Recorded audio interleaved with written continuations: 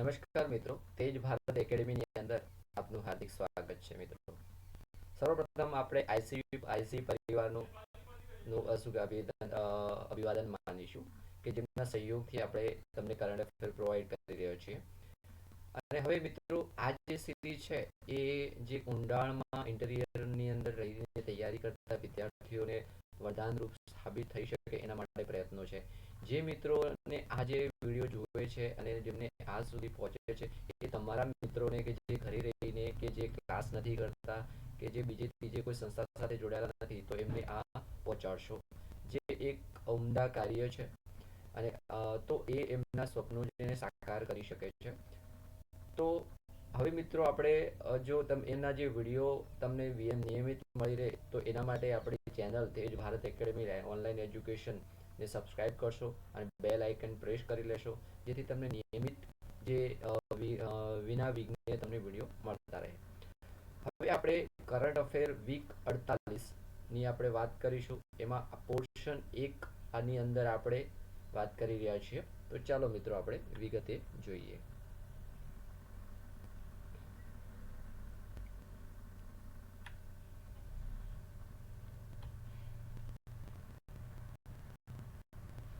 હવે મિત્રો આપણે ટાઈમલાઈનની વાત કરીએ તો હવે આ પોર્શનની અંદર આપણે અગત્યના જે શું કે ટોપિકો છે એની આપણે વાત કરવાના છે કે ભાઈ અહીં 21 નવેમ્બર વિશ્વ ટીવી દિવસ. હવે ડાંગ જિલ્લાને સંપૂર્ણ રસાયણ મુક્ત ખેતી કરતા પ્રથમ જિલ્લાનું બહુમાન મળ્યું છે. પછી એમેઝોનના વન નાબૂદી, પછી એની અંદર ઇન્દિરા ગાંધી શાંતિ પુરસ્કાર વગેરેની આપણે વાત કરવાના છીએ. તો ચાલો આપણે વિગતે વાત કરીએ.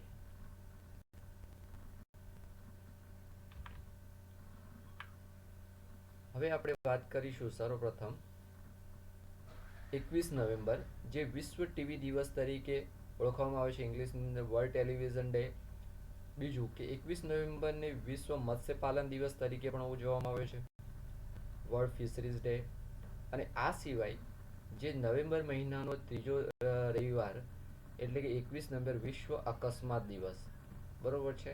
આમ 3 રીતે 21 નવેમ્બરનું મહાત્મ્ય છે: ટીવી, મત્સ્યપાલન અને અકસ્માત, અને એમાં ત્રીજો રવિવાર, બરોબર છે. હવે વિશ્વ અકસ્માત દિવસની વાત કરીએ તો આપણે સર્વપ્રથમ અહીંયા આગળ જોઈશું કે ભાઈ ત્રીજો રવિવાર જે છે the world day of the remembrance off road traffic victims, કે રોડ ટ્રાફિકની અંદર અસંખ્ય લોકોનું જે છે પોતાનો જીવનનો અંત આણે છે તો એમની સ્મૃતિમાં આ દિવસ ઉજવવામાં આવે છે મિત્રો. હવે આપણે વાત કરીશું કે વિશ્વ ટીવી દિવસ. વિશ્વ ટીવી દિવસ એ પણ 21 નવેમ્બરે ઉજવવામાં આવે છે.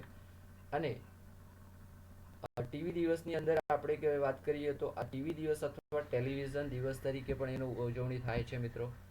તો એ ટેલિવિઝન દિવસ તરીકે પણ ઉજવવામાં આવે છે. હવે ટેલિવિઝનની શોધ થઈ ત્યારથી તે મનોરંજનનો સૌથી મહત્વપૂર્ણ સ્ત્રોત રહ્યું છે. હવે અને એનું જે સર્વપ્રથમ આયોજન છે 1996ની અંદર તો સંયુક્ત રાષ્ટ્ર દ્વારા પ્રથમ વિશ્વ ટેલિવિઝન ફોરમનું જે છે એ રચના કરવામાં આવી હતી મિત્રો. હવે સંયુક્ત રાષ્ટ્ર મહાસભા યુએનજીએ 21 નવેમ્બર વિશ્વ ટેલિવિઝન દિવસ તરીકે ઉજવવાનું નક્કી કર્યું હતું. અને એમાં જો એના શોધક જે છે ક્યારે શોધવામાં આવી ટીવી તો 1924ની અંદર. ક્યારે? તો 1924માં શોધવામાં આવ્યું. એમાં સ્કોટિશ એન્જિનિયર જોન લોગી બાયર્ડ દ્વારા આ શોધવામાં આવ્યું. અને એના સિવાય જે છે, હવે આપણા દેશની ભારતની વાત કરીએ તો ભારતની અંદર જે આ જે વિશ્વ ટીવી જે આ ટીવીનો જે પ્રોગ્રામ છે એ 15 સપ્ટેમ્બર 1959, મિત્રો ખાસ યાદ રાખશો કે 15 સપ્ટેમ્બર 1959 ના દિવસે નવી દિલ્હીથી ટેલિવિઝનની શરૂઆત થઈ અને જે યુનેસ્કોના સહયોગથી શરૂઆત થઈ. હવે આપણે ભારતની અંદર 15 સપ્ટેમ્બર 1959ની અંદર શરૂઆત થઈ, પણ હવે આપણે ગુજરાતની વાત કરીએ તો તમને વાંચ્યું પણ હશે. અને ગુજરાતની અંદર ખેડા જિલ્લાના પીજ કેન્દ્ર ખાતે 15 ઓગસ્ટ 1975, અહીં સપ્ટેમ્બર છે તો અહીંયા આગળ ઓગસ્ટ એ રીતે યાદ રાખશો. બાકી 15 અને આમાં શું કે 15 વર્ષનો તફાવત તમને મળે છે. તો 15 ઓગસ્ટ 1975 ના રોજ જે છે ખેડાના પીજ ખાતે, જો આ ભારતમાં સપ્ટેમ્બર અને ગુજરાતની અંદર ઓગસ્ટની અંદર, બરોબર છે. 15 સેમ છે, અહીં 15 વર્ષનો ગેપ છે, 1959 અને 1975. આ રીતે તમે યાદ રાખવું હોય તો રાખી શકો. અને ઘણી વખત એક્ઝામમાં પૂછાયું પણ છે અને પૂછી શકાય એવો પ્રશ્ન છે. હવે ડાંગ જિલ્લાને રાજ્યનો સંપૂર્ણ રસાયણ મુક્ત ખેતી કરતા પ્રથમ જિલ્લાનું બહુમાન પ્રાપ્ત થયું છે. તો આ જે છે રાજ્યપાલ આપણા આચાર્ય દેવવ્રત અને મુખ્યમંત્રી શ્રી ભૂપેન્દ્રભાઈ પટેલની ઉપસ્થિતિમાં ડાંગ જિલ્લાના આહવા ખાતે આયોજિત આપણું ડાંગ પ્રાકૃતિક ડાંગ જે અભિયાન અંતર્ગત જે છે આ જિલ્લાને જે છે સંપૂર્ણ રાસાયણ મુક્ત જાહેર કરવામાં રાજ્યનું જે છે પ્રથમ જિલ્લો છે મિત્રો, યાદ રાખશો. એમાં નાણાકીય જે સહાયતા જે છે એમ આપવામાં આવી છે, 31 કરોડની જે સહાયતા આપવામાં આવી છે. હવે હવે વળતર પેટે અને ખેડૂતો ખેત ઉત્પાદન માટે 10,000 પ્રતિ હેક્ટર વાર્ષિક સહાય માટે 20 કરોડની જે મિત્રો જોગવાઈ કરવામાં આવી છે. અને અહીં આગળ જોઈએ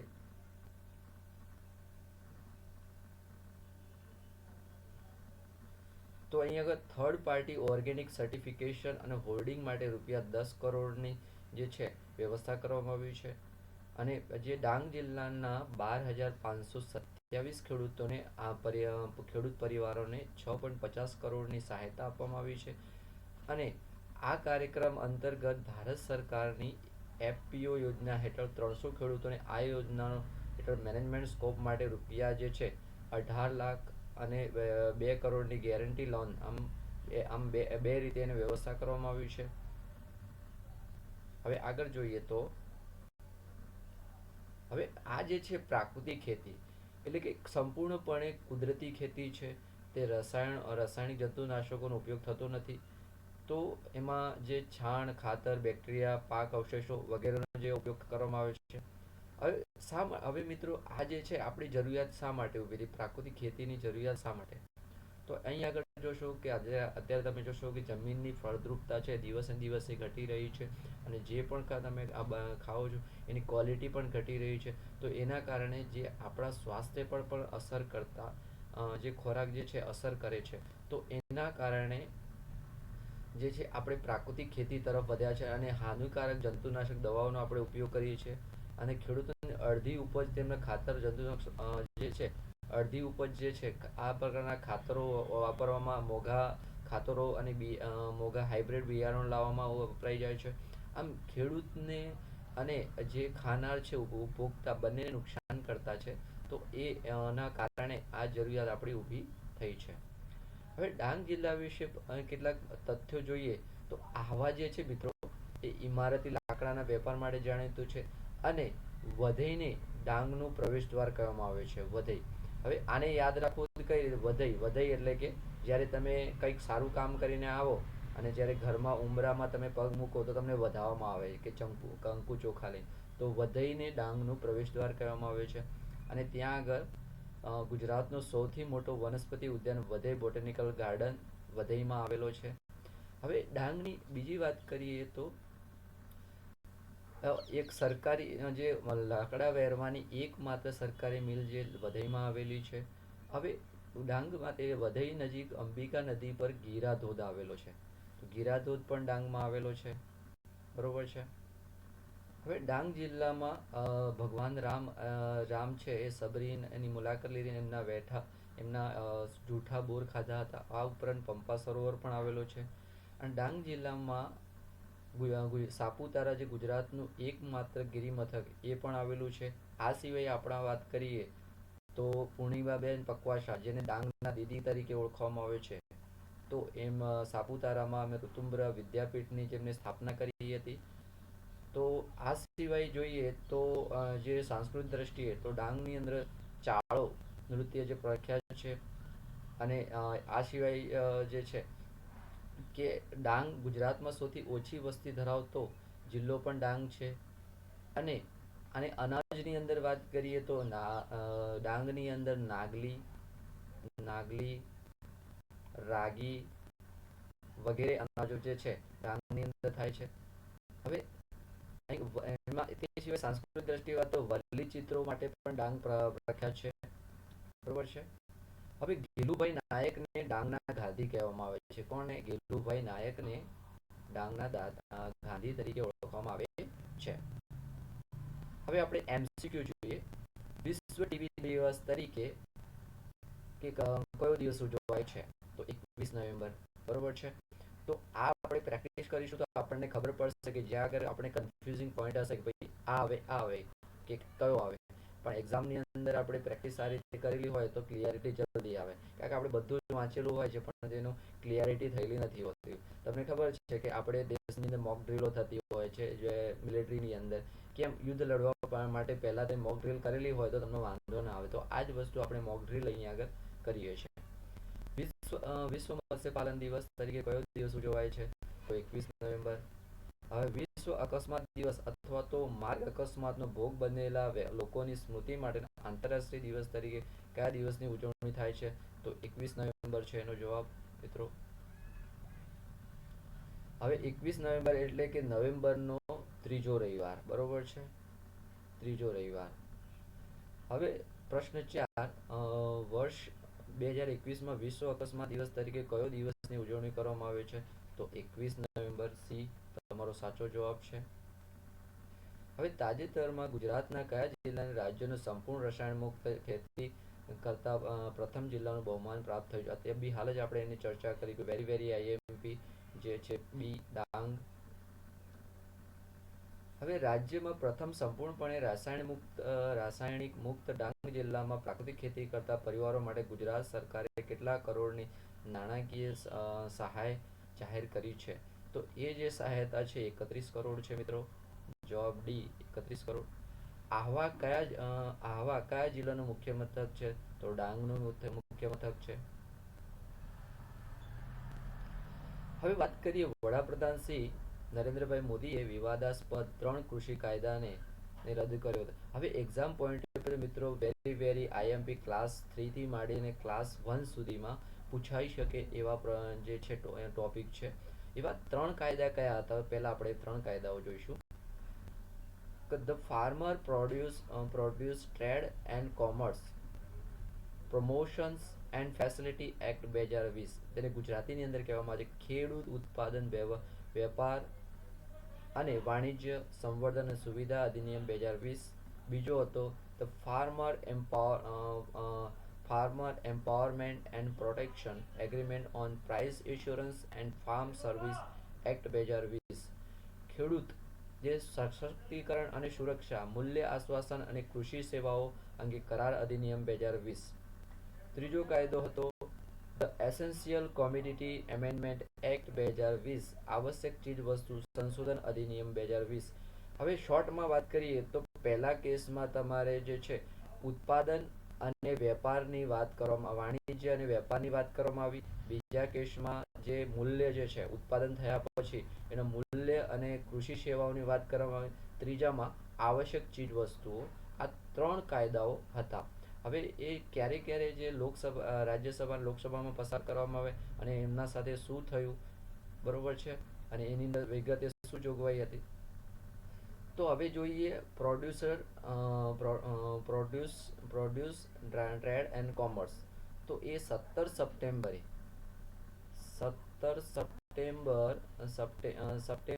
2020ની અંદર જે છે એ લોકસભામાંથી પસાર કરવામાં આવ્યું અને 20 સપ્ટેમ્બરે જે રાજ્યસભામાંથી પસાર કરવામાં આવ્યું, બરોબર છે.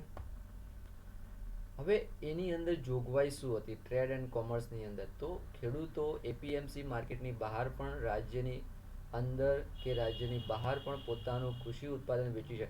એપીએમસીની અંદર પછી એના સિવાય કોઈ પણ જગ્યાએ રાજ્યની અંદર રાજ્યની બહાર આમ એ પોતાનું જે છે ઉત્પાદન વેચી શકે. અને આના પર રાજ્ય સરકાર કોઈ પણ પ્રકારનો ટેક્સ, કોઈ પણ પ્રકારનો ચાર્જ લઈ શકશે નહીં. એ પણ આની જોગવાઈ હતી. હવે એની અંદર ત્રીજી વિગત જોઈએ કે ખેડૂત પોતાની નીપજ ઘેર બેઠા જ વેચી શકે તે માટે જે ઇલેક્ટ્રોનિક ટ્રેન્ડિંગ પ્લેટફોર્મ વિકસાવવામાં આવશે અને આ પ્લેટફોર્મની મદદથી કૃષિ પેદાશોનું ઓનલાઈન ખરીદ વેચાણ થઈ શકે એક પ્રોપર પ્લેટફોર્મની વ્યવસ્થા કરવામાં આવશે. હવે ચોથું એવું હતું કે વેપારી દ્વારા ખેડૂતોને એ જ દિવસે અથવા તો વધુમાં વધુ 3 વર્કિંગ દિવસમાં પેમેન્ટની ચૂકવવામાં આવશે. આ પ્રકારની વ્યવસ્થા હતી. અને પાંચમું કે ભાઈ આ બધા જ કેસોમાં જ્યારે ક્યારેક ખેડૂત અને વેપારી વચ્ચે વિવાદનો પ્રશ્ન ઊભો થાય તો SDM sub divisional magistrate conciliations board અને appellate authority SDM conciliation board અને એપ્લિએટ ઓથોરિટી આમ જે આ ત્રણ વ્યક્તિઓ જે છે એનું નિરાકરણ લાવશે. બરોબર છે. હવે એપીએમસી નું ફૂલ ફોર્મ ક્યારેક પૂછી નાખે છે ભાઈ what is the full form of APMC. તો cultural produce market committee. Agriculture produce market committee એને ગુજરાતીની અંદર કહેવામાં આવે ખેતીવાડી ઉત્પન્ન બજાર સમિતિ. હવે આપણે વાત કરીએ તો બીજો એક્ટ જે ખેડૂતો માટે જે પ્રાઇસ પર આધારિત હતો અને ખેડૂતોની સર્વિસ પર આધારિત હતો. સેમ જે પહેલો પસાર કર્યો એ જ 17 સપ્ટેમ્બરે પસાર કરવામાં આવ્યો લોકસભામાં અને બીજો સેમ જે પહેલા કેસમાં તો 20 સપ્ટેમ્બર એટલે 17 અને 20 સપ્ટેમ્બરે જે છે આ બંને સેમ દિવસે પસાર કરવામાં આવ્યા હતા અનુક્રમે લોકસભા અને રાજ્યસભામાંથી. બરોબર છે. હવે એની અંદર જોગવાઈઓની વાત કરીએ તો ભાઈ કઈ કઈ જોગવાઈ કરવામાં આવી હતી.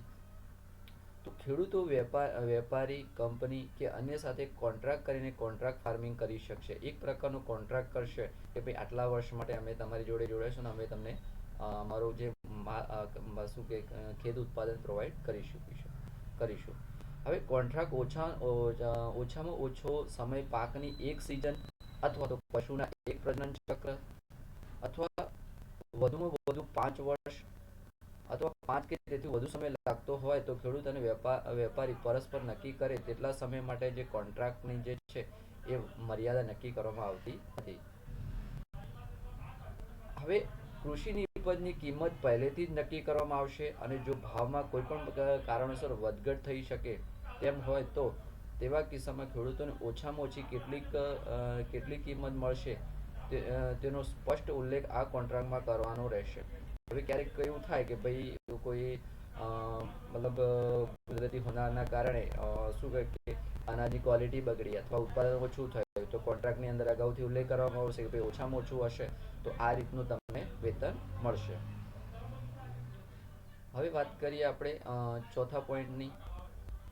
કૃષિ નિપજના ઉત્પાદન બાદ માલની ડિલિવરી કેટલા સમયમાં કઈ રીતે કરવી તેનો ઉલ્લેખ પણ આ કોન્ટ્રાક્ટમાં હશે.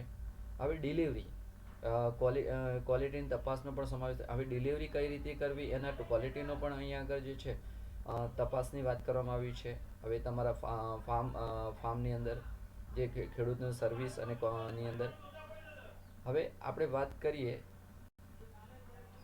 તો કરારની કુલ કિંમતમાંથી ઓછામાં ઓછી 2/3 એટલે કે 2/3 રકમ જે છે ડિલિવરી સમયે જે છે ખેડૂતને મળશે. બરોબર છે. આપવામાં આવશે અને બાકીની રકમ ડિલિવરીના 1 મહિનાની અંદર ચૂકવવાની રહેશે. તો અહીં આગળ આપણે એવું જોઈ ગયા કે અહીં આગળ ખેડૂત અને પ્રાઇસ એશ્યોરન્સ અને ફાર્મ સર્વિસની અંદર ખેડૂત પ્લસ જે છે વેપારી સાથે સંલગ્ન વિગતોની વાત કરવામાં આવી છે. બરોબર છે. તો એમાં જે વાત કરીએ તો એમાં ફાર્મિંગનો સમયગાળો છે, કેટલી રકમ આપવામાં આવશે, પછી ભાવની વાત છે. તો આમ આ વાત કરવામાં આવી હતી. હવે છેલ્લો ત્રીજો જે કાયદો છે એસેન્શિયલ કોમોડિટીઝ એક્ટ 2020. આ જે હવે પહેલા જે આપણે 17 સપ્ટેમ્બર અને 20 સપ્ટેમ્બરે પસાર કરવામાં આવ્યો તો અહીંયા આગળ જો 15 સપ્ટેમ્બર અને 22 સપ્ટેમ્બરે જે છે અનુક્રમે લોકસભા અને રાજ્યસભામાંથી પસાર કરવામાં આવ્યો હતો. તો આ બિલની અંદર શું જોગવાઈ હતી તો આ બિલમાં અનાજ, કઠોળ, તેલીબિયાં, ખાદ્યતેલ, ડુંગળી, બટાકા અને આવશ્યક જે ચીજ વસ્તુઓની યાદીમાં બાકાત રાખવામાં આવી છે. આથી સામાન્ય સંજોગોમાં સ્ટોક લિમિટ લાગુ થશે નહીં. તો આ બધા જે છે જોગવાઈઓ જે 3 ખેડૂતના કાયદાઓની અંદર હતી. હવે એની અંદર આપણે વાત કરીએ તો જોગવાઈની અંદર બીજો છે કે ભાઈ સરકાર અસામાન્ય સંજોગોમાં આવી આવશ્યક ચીજ વસ્તુ ઉપર સ્ટોક લિમિટ અથવા તો પ્રતિબંધ લાદી શકે છે. આ કઈ સંજોગોમાં? તો યુદ્ધ થાય ત્યારે, કે ભાઈ જ્યારે વધારે અનાજની જરૂર પડે, પછી દુષ્કાળની કે પરિસ્થિતિમાં કે કોઈ દેશના કોઈ ભાગમાં, તો એ વ્યવસ્થા અનાજની પ્રોપર આયોજન થઈ શકે તો એના માટે. અસામાન્ય ભાવમાં વધારો થાય ત્યારે, પછી ગંભીર કુદરતી આફતોનો સમાવેશ થાય ત્યારે આ કેસમાં જે સ્ટોક લિમિટ લાગુ કરી શકે. અને ત્રીજી કન્ડિશન છે અસામાન્ય ભાવ વધારાની સ્થિતિમાં સરકાર નીચેના સંજોગોમાં સ્ટોક લિમિટ લાગુ કરી શકશે. કે ભાઈ બાગાયતી ચીજોના છૂટક ભાવમાં 100%નો વધારો થાય તો, અને નષ્ટ ન થાય એવા કૃષિ ખાદ્ય પદાર્થો છૂટક ભાવમાં જે છે 50%, નષ્ટ ન થાય એના માટે કેટલો છે? તો 50%. ને જ્યારે બાગાયતીમાં કેટલો છે? તો 100%. મિત્રો ખાસ યાદ રાખશો, બરોબર છે. હવે આપણે આગળ વાત કરીએ તો ભાવ વધારાની ગણતરી છેલ્લા 12 મહિનાની કિંમત અથવા છેલ્લા 5 મહિનાની સરેરાશ છૂટક કિંમત બેમાંથી જે ઓછું હોય તેના આધારે જે કરવામાં આવે છે. એટલે કે 12 મહિનાની પ્લસ અહીંયા આગળ ક્યારે ભૂલ ના કરતા કે 6 મહિના ના લખતા ક્યારે પણ. યાદ રાખજો 5 મહિના ભૂલ થવાની પૂરી સંભાવના છે. અને છૂટક કિંમત પર કેવી રીતના? તો છૂટક કિંમત પર તો જેમાંથી બેમાંથી જે ઓછું હશે તેના આધારે લાગુ પાડવામાં આવશે. હવે આ પહેલા જે એક બિલ પસાર કરવામાં આવ્યું, ધ એસેન્શિયલ કોમોડિટી એક્ટ 1955 માં સુધારો કરવામાં આવ્યો હતો. અને અને એનું જે કોર્ટે ક્યારે એના પર રોક લગાવ્યો હતો? જાન્યુઆરી 2021ની અંદર એના પર રોક લગાવ્યો હતો. હવે વાત કરીએ આપણે એમેઝોન વન નાબૂદી. મિત્રો તમને ખબર છે કે એમેઝોન જંગલ છે એ આપણા માટે વરદાન સ્વરૂપ છે, બરોબર છે. હવે કઈ રીતે વરદાન સ્વરૂપ છે એની વાત કરીશું. તો તાજેતરમાં national institute for space research દ્વારા પ્રકાશિત સત્તાવાર માહિતી અનુસાર બ્રાઝિલ એમેઝોન જંગલમાં વનનાબૂદી 15 વર્ષથી ટોચ પર રહ્યું છે મિત્રો, બરોબર છે. 2020ની સરખામણી 22%નો જે ઉછાળો આવે છે વનનાબૂદીની અંદર. હવે એમેઝોન એ ઓગસ્ટ 2020 અને જુલાઈ 2021 વચ્ચે 13,235 ચોરસ કિલોમીટર વરસાદી જંગલો ગુમાવ્યા છે. અને આ આંકડો વર્ષ 2006ની અંદર સૌથી વધારો થયો છે મિત્રો. હવે એના કારણો શું છે, કે કયા કારણોસર જે વન નાબૂદ થઈ રહ્યા છે મિત્રો? તો એની અંદર આપણે જોઈએ તો સર્વપ્રથમ એમેઝોન વન નાબૂદીનો માનવ વસાહતો, જમીનનો વિકાસ, તો આ બધા કારણો છે. હવે તથ્યોની અંદર જોઈએ તો 2018માં 17% વરસાદી જંગલો પહેલેથી જ નાશ પામ્યા હતા. અને બીજું સૌથી મોટું વન નાબૂદી આ બીજું સૌથી મોટું કારણ છે મનાય છે મિત્રો. હવે 2019માં બ્રાઝિલ એમેઝોન જંગલોમાં સેંકડો સ્થાને ભયાનક આગ જે છે ફાટવાના કે દાવાનળ ફાટી નીકળવાના કારણે જે છે એ પણ કારણ છે. હવે નાના પાયે થતી ખેતીના કારણે પણ છે. પછી ઇમારતી પશુપાલન કે બીજા નાના પ્રકારના ઇમારતી લાકડો માટે એમાં કાપીને વૃક્ષોને બાળવામાં આવતા હતા. આ બધા વિવિધ કારણોથી એમેઝોન જંગલને જે છે નુકસાન પહોંચી રહ્યું છે. હવે એમેઝોનનું જંગલની અંદર વાત કરીએ તો એ એમેઝોન રેન ફોરેસ્ટ, એમેઝોન વર્ષાવન તરીકે ઓળખવામાં આવે છે. એને એમેઝોનિયા તરીકે પણ ઓળખવામાં આવે છે. હવે આ જે જંગલો છે મોઇસ્ટ બ્રોડલીફ ટ્રોપિકલ રેન ફોરેસ્ટ, એટલે કે મોટા પાંદડા અને ભેજવાળું ઉષ્ણકટિબંધીય વરસાદ. કેવું છે? તો ભેજવાળું ઉષ્ણકટિબંધીય વરસાદી વન છે. હવે દક્ષિણ અમેરિકા ખંડમાં એમેઝોન બેસિનમાં આશરે કેટલા વિસ્તારમાં જંગલ ફેલાયેલા છે? તો 5,05,00,000 કિલોમીટર સ્ક્વેરમાં જે છે આ જંગલ ફેલાયેલું છે. ક્યાં? તો દક્ષિણ અમેરિકામાં. હવે આગળ વાત કરીએ. હવે જૈવ વિવિધતાની દ્રષ્ટિએ પણ આ જંગલો બહુ મહત્વના છે. હવે કયા કયા દેશોની અંદર આ જે દક્ષિણ જે અમેરિકામાં જે અમેરિકા તો છે પણ સાથે સાથે કયા કયા દેશો સમાવેશ થાય છે એમેઝોન જંગલ? હવે એની અંદર કુલ ટોટલ 9 દેશોનો સમાવેશ થાય છે. હવે અહીં આગળ 9 દેશોનો જે સમાવેશ થાય છે તો આપણે ફેક્ચ્યુઅલ ડેટા ડાયરેક્ટ જોઈએ તો બ્રાઝિલની અંદર 60% હિસ્સો છે, પેરુની અંદર 13% છે, કોલંબિયાની અંદર 10% છે, જ્યારે સંયુક્ત રીતે 17% જે છે એ Venezuela, Ecuador, Bolivia, Guyana, French Guiana અને Suriname. Venezuela, Ecuador, Bolivia, Guyana, French Guiana અને સુરીનામ, આમ 17% હિસ્સો જે છે આ દેશોની અંદર છે મિત્રો. શું એમેઝોન જંગલો વિશ્વનો 20% પ્રાણવાયુ પૂરો પાડે છે? હવે અહીંયા આગળ જોઈએ તો 20% પ્રાણવાયુ એટલે કે ઓક્સિજન પૂરો પાડે છે. હવે એમેઝોન જંગલને વિશ્વના ફેફસા તરીકે ઓળખવામાં આવે છે મિત્રો. જે આ કેમ ફેફસા છે? તો પૃથ્વી એવું આપણે એવું અવારનવાર સાંભળતા હોય છે, પૃથ્વી કુલ વિસ્તારમાંથી આશરે 71% ભાગ પાણી છે, લગભગ 29% ભાગ જમીન છે. તમને એ ખબર હશે. તો અહીં આગળ જે છે પ્રકાશ સંશ્લેષણની ક્રિયા દ્વારા ઉત્પન્ન થતા કુલ ઓક્સિજનના લગભગ 20% હિસ્સો જે છે આપણને એમેઝોન જંગલો પૂરું પાડે છે. કેટલું ઓક્સિજન? તો 20% જંગલો. અને જે છે હવે આપણે વાત કરીશું નેક્સ્ટ ટોપિકની. હવે તમિલનાડુ એ ફિનટેક ગવર્નિંગ કાઉન્સિલની સ્થાપના કરી. હવે ફિનટેક ગવર્નિંગ કાઉન્સિલ શું છે? તો એની બોડી વિશે વાત કરીએ. તો ફિનટેક તમિલ જે ફિનટેક ગવર્નિંગ કાઉન્સિલ છે એના સ્થાપના જે છે શ્રી થંગમ થેનારસની અધ્યક્ષતામાં કરવામાં આવી છે. કોના અધ્યક્ષમાં? થંગમ થેનારસની. અને એના મુખ્ય સચિવ અને ઉપાધ્યક્ષ તરીકે જે છે શ્રી વી રાય અંબુ છે. શ્રી વી રાય અંબુ છે. અને એના એમડી અને સીઓ જો જોઈએ તો પૂજા કલકર્ણી છે. હવે ફિનટેકનું ટૂંકું સ્વરૂપ નાણાકીય ટેકનોલોજી. ફિનટેક એટલે કે નાણાકીય ટેકનોલોજી છે. હવે આનો ઉદ્દેશ શું છે? ફિનટેક એટલે મુખ્ય ઘટકોની અંદર ડિજિટલ ચૂકવણી, digital loan, bank rate, insurance અને ક્રિપ્ટોકરન્સી વગેરેની જે છે એનો સમાવેશ થાય છે. હવે તમિલનાડુ સરકારે ચેન્નઈને ફિનટેક શહેર સ્થાપિત કરવા માટે પહેલેથી ₹165 કરોડની રોકાણની યોજના જે બનાવી ચૂક્યા છે. હવે વાત કરીએ આપણે એમસીક્યુ બેઝ, કે જે આપણે પ્રોપર સમજી શકીએ કે કયા પ્રશ્ન માટે આપણે કયો જવાબ હશે, તો ક્યારેય કન્ફ્યુઝન ના થાય એના માટે. તાજેતરમાં વડાપ્રધાન શ્રી નરેન્દ્રભાઈ મોદીએ જે છે કેટલામાં વિવાદાસ્પદ કૃષિ કાયદા રદ કરવાની જાહેરાત કરી છે? તો 3. કેટલા હતા? તો 3.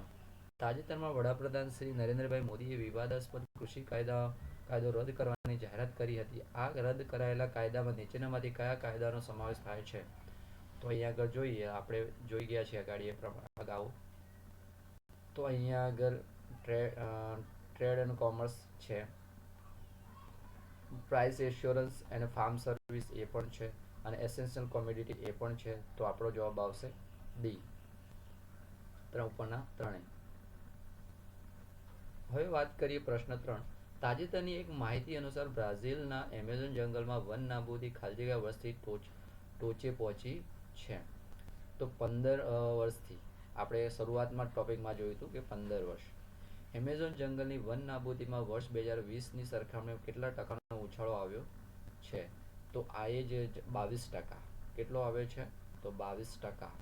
અને અહીંયા આગળ જો જંગલો વન નાબૂદી ટોચે તો 15 વર્ષથી, બરોબર છે. 15 વર્ષની અંદર એવરેજ આપણે 22%નું માર્જિન મળે છે, બરોબર છે. અને હવે વાત કરીએ વિશ્વના કુલ કેટલા દેશોમાં એમેઝોન જંગલ આવેલા છે? તો એનો સાચો જવાબ છે સી, 9. બરોબર છે. કેટલા? 9 છે. એમેઝોનનું જંગલ કયા ખંડમાં આવેલું છે? તો બી, દક્ષિણ અમેરિકા. હવે વાત કરીએ આપણે પ્રશ્ન 7. તાજેતરમાં કઈ રાજ્ય સરકારે ફિનટેક ગવર્નિંગ કાઉન્સિલ ની રચના કરી છે? તો જવાબ આવશે તમિલનાડુ, જે દક્ષિણ ભારતનું રાજ્ય છે. હવે વેરી આઈએમપી પ્રશ્નો આવવાના ફૂલ સંભાવના વાળો એરિયા છે કે સ્વચ્છ સર્વેક્ષણ 2021માં ભારતના પ્રથમ 10 શહેરોમાં ગુજરાતના 3 શહેરોનો સમાવેશ થયો છે, બરોબર છે. આ દર વર્ષે આનું જે આયોજન થતું હોય છે, અને જે એનું આયોજન 2016થી થાય છે, અને આ જે છે એ 6મી સર્વેક્ષણ છે મિત્રો.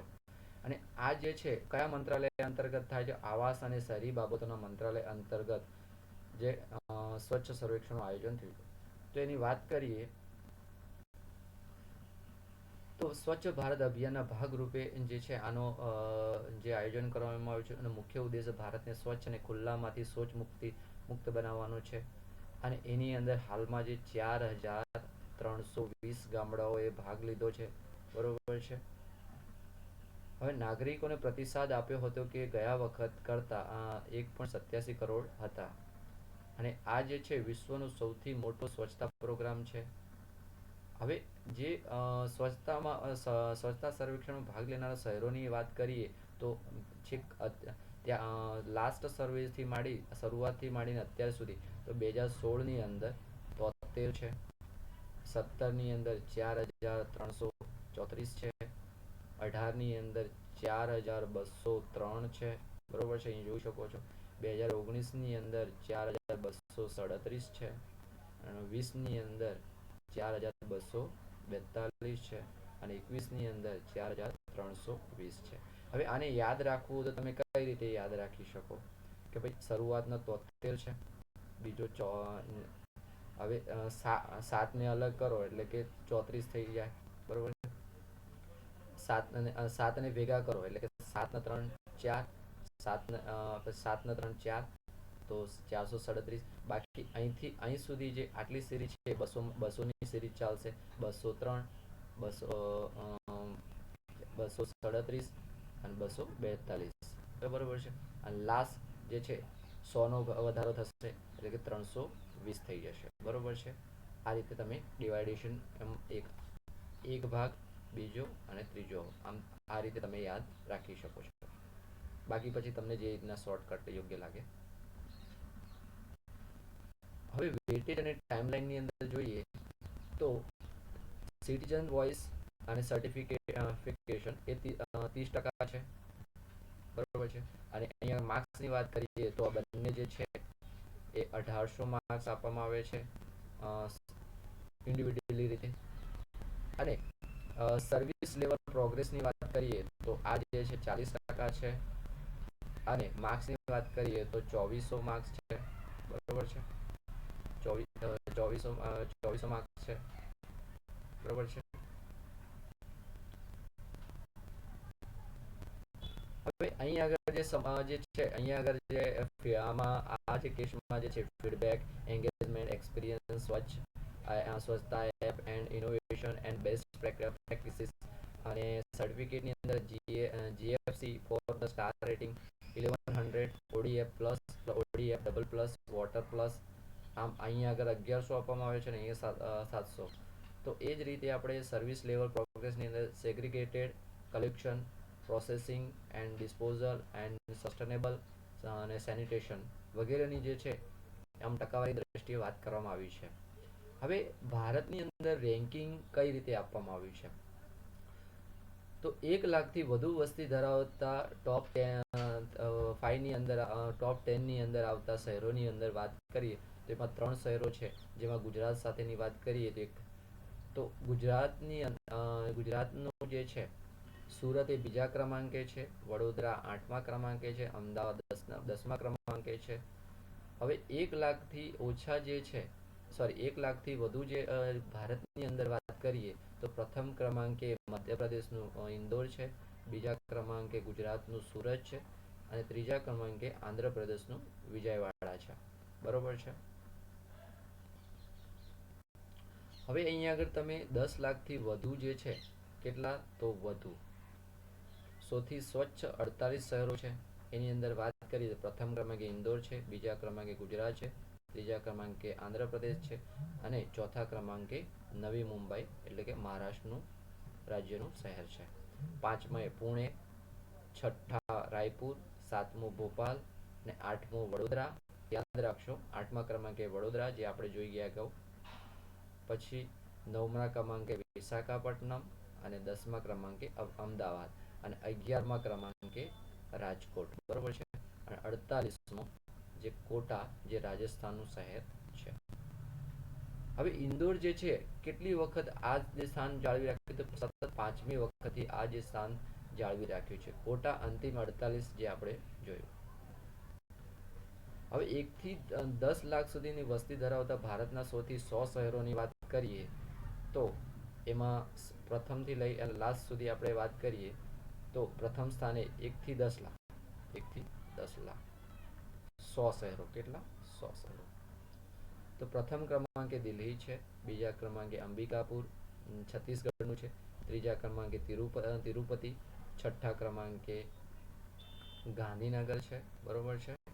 યાદ રાખશો કે જે અહીં આગળ જે છે 1 થી 10 લાખની અંદર જ્યારે વાત કરે તો છઠ્ઠા ક્રમાંકે ગાંધીનગર છે, 19મા ક્રમાંકે ભાવનગર છે, 23મા ક્રમાંકે જામનગર છે, જે 19મો ક્રમાંક છે ભાવનગરનો, અને જામનગરનો 23મો ક્રમાંક છે. 66 વાપી છે. બરોબર છે. પછી ગોધરા જે છે 78 ક્રમાંક, આણંદ 80 છે, મોરબી 85 છે, ભુજ 91 છે. આ રીતે ક્રમાંકો આપવામાં આવેલા છે. હવે મધ્યપ્રદેશનું જે હોશંગાબાદ છે સૌથી ઝડપી મૂવિંગ સિટી તરીકે ઉભરીને સામે આવ્યું છે. એમાં 1 લાખથી ઓછી વસ્તી ધરાવતા 100 શહેરોની વાત કરીએ તો પ્રથમ 3 શહેરોની અંદર તો વિટા જે મહારાષ્ટ્રનું છે, લોનાવાલા એ પણ મહારાષ્ટ્રનું છે, અને 3 સાસવડ એ પણ મહારાષ્ટ્રનું. આમ 3 વિટા, લોનાવાલા, સાસવડ મહારાષ્ટ્રના શહેરો છે, અને 100માં જે ખામહરિયા જે છત્તીસગઢનું શહેર છે. હવે કોન્ટેનમેન્ટ બોર્ડ રેન્કિંગમાં વાત કરીએ તો પ્રથમ સ્થાને જે છે એ અમદાવાદનો સમાવેશ થાય છે, બીજા સ્થાને મેરઠ જે યુપી રાજ્યનું શહેર છે, અને ત્રીજા ક્રમાંકે દિલ્હી છે.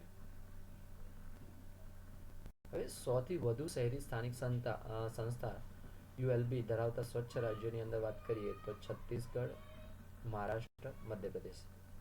હવે છત્તીસગઢને સતત ત્રીજા વર્ષે ભારતના સ્વચ્છ રાજ્ય તરીકે પુરસ્કૃત કરવામાં આવ્યું છે. જ્યારે આપણે હોશંગાબાદ અગાઉ જોઈ ગયા કે ઇન્દોરને સતત 5 વખતથી જે છે પ્રથમ સ્થાન જાળવી રાખ્યું છે. હવે જ્યારે કર્ણાટક ફાસ્ટ મૂવર સ્ટેટ તરીકે ઉભરી આવ્યું છે. બરોબર છે. અહીંયા આગળ હવે 100થી ઓછી શહેરી સ્થાનિક સંસ્થા યુએલબી ધરાવતા સ્વચ્છ રાજ્યોની વાત કરીએ તો અહીંયા ઓછી છે મિત્રો, યાદ રાખશો ઓછી. તો ઝારખંડ, હરિયાણા અને ગોવા. હવે મિઝોરમના નાના જે 100 યુએલબી કરતાં ઓછા રાજ્યની કેટેગરીમાં ફાસ્ટ મૂવર સ્ટેટ જે છે એનો તરીકે ઉભરી આવ્યું છે અને સામે આવ્યું છે. હવે ગંગા ટાઉન એટલે કે સ્વચ્છ ગંગા શહેરની વાત કરીએ તો વારાણસી જે પ્રથમ ક્રમાંકે છે. હવે પ્રેરક રાઉન્ડ સન્માનમાં વાત કરીએ તો પ્રદર્શન કેટેગરીની અંદર ઇન્દોર, સુરત, નવી મુંબઈ, નવી દિલ્હી મ્યુનિસિપલ કાઉન્સિલ, તિરુપતિને દિવ્ય પ્લેટિનમ તરીકે વર્ગીકૃત કરવામાં આવ્યું છે. તિરુપતિને જે છે દિવ્ય પ્લેટિનમ તરીકે. હવે સફાઈ મિત્ર સુરક્ષા ચેલેન્જની અંદર વાત કરીએ તો સફાઈની અંદર જે રાજ્યના શહેરો જે છે આગળ રહ્યા છે એમાં ભાગ લીધેલા 246 જે શહેરોએ ભાગ લીધું હતું, અને પ્રદર્શન કરનારા શહેરોમાં ઇન્દોર, નવી મુંબઈ, નેલ્લોર, દેવાસ વગેરે શહેરોનો સમાવેશ કરવામાં આવ્યો હતો. હવે 1 લાખથી વધુ વસ્તી ધરાવતા ભારતના સૌથી સ્વચ્છ શહેરોની વાત કરીએ તો 1 લાખથી વધુ જે સંખ્યા ધરાવતા શહેરો, તો એમાં 3 શહેરો છે. આપણે અગાઉ વાત કરી ગયા ઇન્દોર જે એમપી, સુરત ગુજરાત, વિજયવાડા આંધ્રપ્રદેશ. ભારતના વિવિધ રાજ્યો તથા કેન્દ્રશાસિત પ્રદેશોની રાજધાનીમાં સૌથી સ્વચ્છ રાજધાનીની વાત કરીએ તો પ્રથમ સ્થાને આવે છે ગાંધીનગર, બીજા સ્થાને રાયપુર અને ત્રીજા સ્થાને લખનઉ. ગાંધીનગર પછી કયું આવે છે? રાયપુર અને લખનઉ. હવે રેટિંગની દ્રષ્ટિએ વાત કરીએ તો 5 સ્ટાર રેટિંગની અંદર કચરા મુક્ત શહેરોની વાત કરીએ તો 9 શહેરો છે. હવે એ શહેરો એમાં 2 ભાગ પાડવામાં આવે છે. 5 સ્ટારની અંદર જે 9 શહેરોનો સમાવેશ કરવામાં આવે છે, અને 3 સ્ટારની અંદર જે છે 143. કેટલા છે? તો 143. એટલે 5 સ્ટારની અંદર ઓછા શહેરો છે અને 3 સ્ટારની અંદર 143. બરોબર છે. હવે અહીંયા આગળ જે 5 સ્ટારની અંદર 9 શહેરો છે તો એમાં કયા કયા શહેરો છે? ઇન્દોર છે, સુરત છે, નવી મુંબઈ, નવી દિલ્હી મ્યુનિસિપલ કાઉન્સિલ છે, નવી મુંબઈ છે, અંબિકાપુર છે, મૈસૂર છે, નોઈડા છે, વિજયવાડા છે અને પાટણ છે. તો એમાં ગુજરાતની વાત કરીએ તો સુરત અને પાટણનો સમાવેશ જે છે 5 સ્ટાર શહેરોની અંદર સમાવેશ કરવામાં આવ્યો છે. હવે આગળ વાત કરીએ. હવે ભારતના સૌથી સ્વચ્છ શહેરોની વાત કરીએ તો સંખ્યાની દ્રષ્ટિએ જો વાત કરીએ, સૌથી સ્વચ્છ શહેર તો ઇન્દોર છે, જે 1 લાખથી વધુ વસ્તી ધરાવતું શહેર છે. બરોબર છે, 1 લાખથી વધુ. બીજું મેગા સિટી, ભારતનું સૌથી સ્વચ્છ શહેર પણ મેગા સિટી, 40 લાખથી વધારે. તો એમાં અમદાવાદની સમાવેશ થાય છે.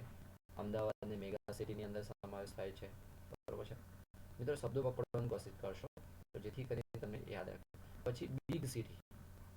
બિગ સિટી, તો બિગ સિટીની વાત કરીએ તો એક બિગ સિટી ક્યારેક એવું પણ પૂછી શકે બિગ સિટીની અંદર એ જે વસ્તી કેટલી હોય છે, તો આપણે કહી શકીએ બિગ સિટીની અંદર નવી મુંબઈનો સમાવેશ થાય છે અને એ 10 લાખથી 40 લાખ સુધીની વસ્તી હોય છે. તો એમાં મુંબઈનો સમાવેશ થાય છે, સોરી નવી મુંબઈનો સમાવેશ થાય છે. હવે મીડિયમ સિટી, તો મીડિયમની અંદર વાત કરીએ તો 3 થી 4 3 થી 10 લાખ. બરોબર છે, જે નોઈડા જે ઉત્તર પ્રદેશનું શહેર છે. હવે સ્મોલ સિટી તો 1 થી 3, જે નવી દિલ્હીની વાત છે, જે સ્મોલ સિટી. હવે યાદ રાખવું તો કઈ રીતે યાદ રાખવું? સૌથી સ્વચ્છ શહેર તો ઇન્દોર, મેગા સિટી તો અમદાવાદ, બિગ તો નવી મુંબઈ, મીડિયમ તો નોઈડા ને સ્મોલ તો નવી દિલ્હી. હવે અહીં આગળ જોશો સ્વચ્છની અંદર 1 લાખથી વધુ છે, જ્યારે મેગાની અંદર 10 લાખથી વધુ છે. તો અહીં આગળ હવે આ જે 3 ક્રમ છે એ તમે આ રીતે યાદ રાખી, 10 થી 40 બિગમાં, પછી મીડિયમમાં 3 થી 10, એટલે કે આ સંખ્યાથી આ સંખ્યા ઘટશે એટલે 10નો આંકડો આગળ થઈ જશે, આમ આગળ થઈ જશે અને એમાં રિવર્સ થશે. પછી એ જ વસ્તુ અહીંયા આગળ થશે કે 3નો આંકડો આગળ થશે અને આ 0 નીકળી જશે, 1 આગળ આવી જશે. તો અહીંયા આગળ છે બિગ, મીડિયમ, સ્મોલ. મેગા તો અલગ જ રાખવાનું, બિગ, મીડિયમ, સ્મોલ. તો 10 થી 40, 3 થી 10 અને 1 થી 3, આ રીતે તમે યાદ રાખી શકો છો. હવે ભારતના રાષ્ટ્રપતિ શ્રી રામનાથ કોવિંદ દ્વારા વિજ્ઞાન ભવન ખાતે આવાસ અને શહેરી બાબતોના મંત્રાલય દ્વારા સ્વચ્છ ભારત મિશન અર્બન 2.0 ભાગરૂપે સ્વચ્છ અમૃત મહોત્સવના ભારતના સૌથી સ્વચ્છ શહેરોને એવોર્ડથી સન્માનિત કરવામાં આવ્યા હતા. હવે વાત કરીએ આપણે જે છે પુરસ્કાર. હવે ઇન્દિરા ગાંધી શાંતિ પુરસ્કારની વાત કરીએ તો એની અંદર આપણે જોઈશું કે નાગરિક સમાજ સંગઠન જે પ્રથમ છે, તો એને જેને શું કે ઇન્દિરા ગાંધી શાંતિ પુરસ્કાર આપવામાં આવ્યું હતું, જે એક NGO છે, નોન ગવર્મેન્ટ ઓર્ગેનાઇઝેશન, એનું જે ફૂલ ફોર્મ થાય છે. શાંતિ, નિઃશસ્ત્રીકરણ અને વિકાસ માટે આ પુરસ્કાર એનાયત કરવામાં આવ્યો છે. તો એની અંદર જે છે શિક્ષણ આપવા માટે ડિજિટલ ટેકનોલોજીનો ઉપયોગ, શિક્ષણની ગુણવત્તા નિયમિત મૂલ્યાંકન અને COVID-19 પ્રતિબંધો વચ્ચે બાળકોને શીખવા માટે સમયસર પ્રતિબદ્ધતા, તો આ પ્રતિસાદો, તો આ બાબતોને જે ધ્યાન લેવામાં આવી હતી. હવે પ્રથમની જે NGO છે એની વાત કરીએ તો નવી શિક્ષણ સંસ્થા છે, જેના સ્થાપક છે ફરીદા લાંબા અને માધવ ચૌહાણ, જે છે એની સ્થાપના કરી હતી. એક બિન સરકારી સંસ્થા છે. હવે એની જે સ્થાપના છે 1994ની અંદર મુંબઈની ઝૂંપડપટ્ટીમાં રહેતા બાળકોને શિક્ષણ આપવા માટે કરવામાં આવી હતી. હવે ઇન્દિરા ગાંધી શાંતિ પુરસ્કારની અંદર વાત કરીએ તો ક્યારેક તમે પ્રશ્ન પૂછી જાય તો એ ક્યારે સ્થાપના થઈ, તો 1986ની અંદર એની સ્થાપના થઈ હતી. અને એની અંદર શું આપવામાં આવે છે? પ્રશસ્તિ પત્ર અને 25 લાખ રૂપિયા. બરોબર છે.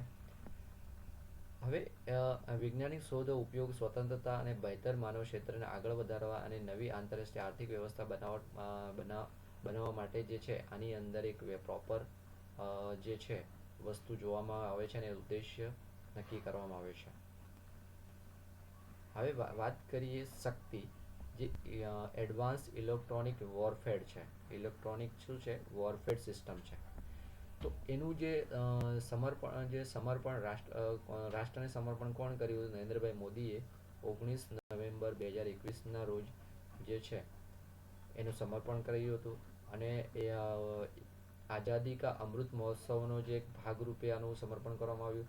અને અને સ્વદેશી રૂપથી નિર્મિત લાઇટ કોમ્બેટ હેલિકોપ્ટર અને ના બે લઘુ ડ્રોન સ્વિચ 10 યુએવી અને MR-20 વાયુસેનાને જે સોંપાયા હતા. હવે વાત કરીએ તો આ જે બે યાદ રાખશો કે 10 10 યુએવી અને MR-20 આમ બે ઇલેક્ટ્રોનિક વોરફેર છે શક્તિ એ. તો એને અઘતન રડાર અને એન્ટીસિપ મિસાઇલ સામે રક્ષણ જે છે, તો આ એક રક્ષણ જે છે આના દ્વારા પૂરું પાડવામાં આવે છે. અને અગાઉની પેઢીમાં ઇલેક્ટ્રોનિક વોરફેરનું આ જે સ્થાન કોનું લેશે, તો ઇલેક્ટ્રોનિક વોરફેરનું જે અગાઉની પેઢીનું છે એનું સ્થાન લેશે. એટલે કે આ એક અઘતન ટેકનોલોજી છે. જો આનું એની અંદર સંકલન જે છે, જે ઇલેક્ટ્રોનિક સ્પોર્ટ્સ મેઝર્સ અને ઇલેક્ટ્રોનિક કાઉન્ટર મેઝર આમ બેનું સંકલન એમાં કરવામાં આવ્યું છે. તો આ સિસ્ટમ આધુનિક રડારની ચોક્કસ દિશા ઇન્ટરસેપ્શન જો શોધવામાં મદદ કરશે. હવે શક્તિ ઇલેક્ટ્રોનિક વોરફેર સિસ્ટમ ભારતીય નૌકાદળની ક્ષમતાઓને વધારશે અને અઘતન સંરક્ષણ ટેકનોલોજી ક્ષેત્રમાં નિર્ભર ભારત તરફ એક સીમાચિહ્ન સાબિત થશે. હવે ડિઝાઇનની વાત કરીએ તો ડિઝાઇન જે છે કોના દ્વારા તૈયાર કરવામાં આવી તો defence electronic research laboratory DRDL Hyderabad દ્વારા જે છે એનું જે છે શું કે ડિઝાઇન તૈયાર કરવામાં આવી હતી. અને એ DRDL છે DRDO હેઠળ જે કામ કરતી એક સંસ્થા છે. હવે વાત કરીએ શક્તિ સિસ્ટમ. હવે શક્તિ સિસ્ટમ જે આપણી જે છે ઇલેક્ટ્રોનિક વોરફેરની અંદર, તો એ જે પ્રથમ શક્તિ સિસ્ટમ જે INS વિશાખાપટ્ટનમ કોને આપવામાં આવી છે, વિશાખાપટ્ટનમ. આ ઉપરાંત જે સ્વદેશી aircraft carrier plus Vikrant, Visakhapatnam Vikrant અને સ્વદેશી એરક્રાફ્ટ યાદ રાખશો, વિશાખાપટ્ટનમ વિક્રાંત અને સ્વદેશી એરક્રાફ્ટ આમ એની અંદર એ સ્થાપિત કરવામાં આવ્યું છે. ભારત ઇલેક્ટ્રોનિક લિમિટેડ BEL ખાતે 12 શક્તિ સિસ્ટમનું ઉત્પાદન કરવામાં આવી રહ્યું છે. અને અન્ય 12 શક્તિ સિસ્ટમ ઇલેક્ટ્રોનિક વોરફેરનું જે ઉત્પાદન કરવામાં આવ્યું, જેનો ખર્ચ જે છે 1805 કરોડ ખર્ચ 50થી વધુ SMME દ્વારા સમર્થન જે છે પ્રાપ્ત થયું છે મિત્રો. તો આ જે કઈ રીતનું છે, તો અહીંયા આગળ તમે આકૃતિમાં જોઈ શકો છો મિત્રો, બરોબર છે. તો આ રીતનું જે ઇલેક્ટ્રોનિક વોરફેર સિસ્ટમ છે.